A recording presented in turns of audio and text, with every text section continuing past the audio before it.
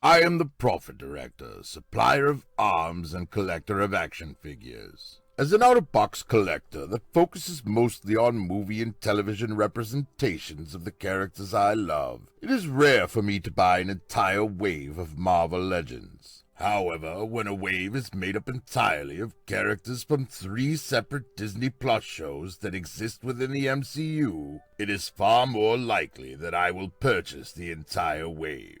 Those odds are increased even further when I find the entire wave in one store for the suggested retail price. And that is how it should be for current figures. No one should have to go online and pay triple to some damn scalper for figures from a wave that is still in circulation. If you are a scalper, go fuck yourself. Hasbro's face printing is damn good, and almost every figure in the wave is a stellar representation of the character they represent.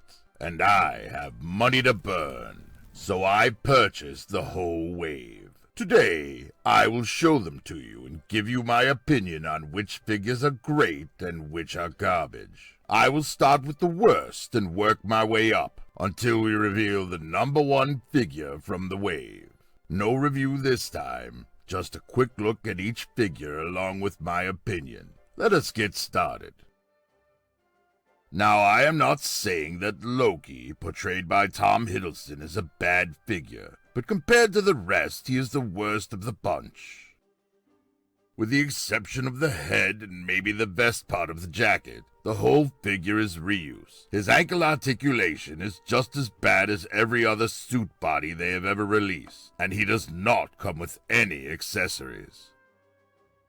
The Loki series, in my opinion, is the best of the Disney Plus shows, but between the wind-blown hair, the lack of accessories, and the poor articulation, Loki is, in my opinion, the worst of the Disney Plus wave, even with a Funko Pop Miss Minutes thrown in for flavor.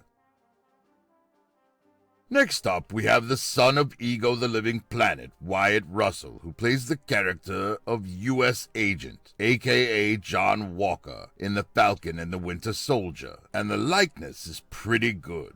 The articulation is fine and the paint is okay, but his gun does not come out of the holster, and all he has in the way of accessories is an extra pair of hands. It is not a bad figure, but I would have preferred to have an Agatha Harkness figure from the WandaVision show. And speaking of WandaVision, next up is the Vision, portrayed by Paul Bettany. The face sculpt may be reused, but why fix something that isn't broken?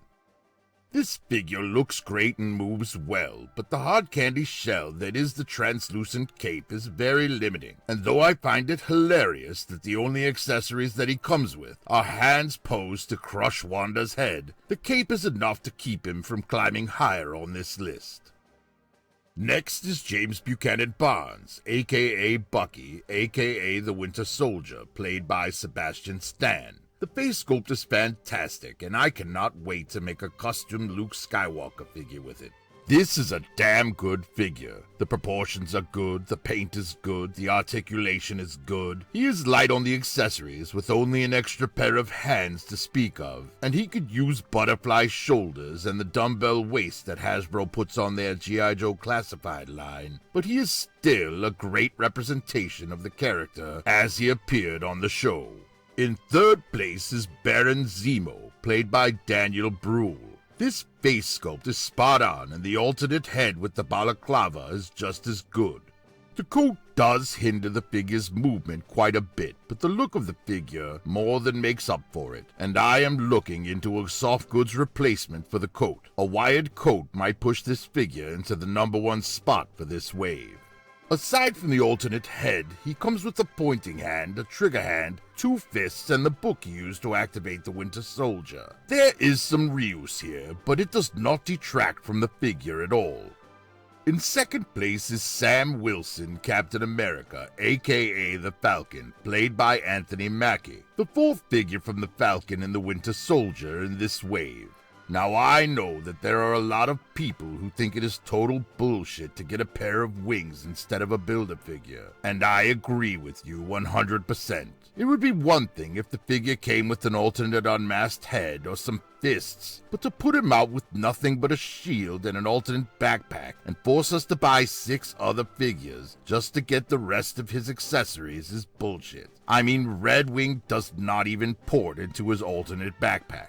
Fortunately for Sam, I am not grading him on how he was released. I am grading him based on his quality as a complete figure. And as a complete figure, he is terrific. The paint is great, the articulation is great, the accessories are great, and in spite of what some are saying online, I think his proportions are great as well. In first place, we have Wanda Maximoff, aka the Scarlet Witch. This face sculpt and paint are as close to perfect as Hasbro has ever come, though I do think her tiara could have used an ink wash.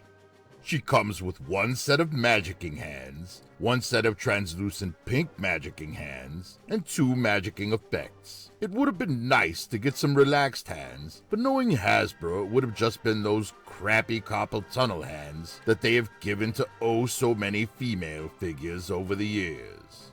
The hair is a bit limiting to her head's movement, and the skirt is a hard candy shell, but the rest of her is surprisingly well articulated. I believe that once I replace the skirt with a soft goods one, she will be able to achieve a cross-leg sitting position, so she can study the Darkhold in my display.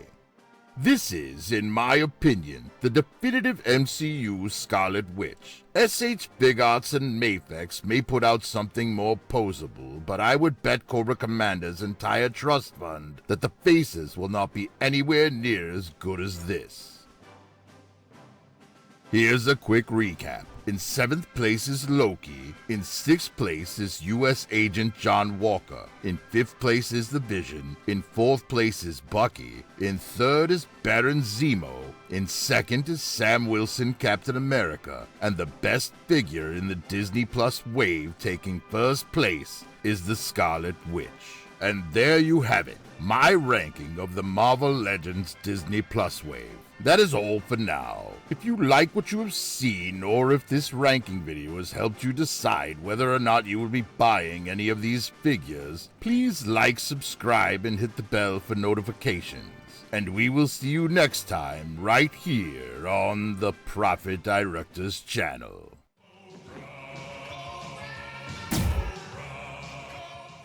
Alright, ninjas. Good work today. Now, let us shut things down for the night. I need to find out why the Baroness has been on edge ever since I told her I was going to do this video. Perhaps she does not want you to hear what I have to say. Oh, really? And what would the Baroness have to fear from you? Let us just say it involves you, me, and a paternity case. That is just ridiculous, Helmet. You and I have never even hooked up. And even if we did, neither of us even has a uterus.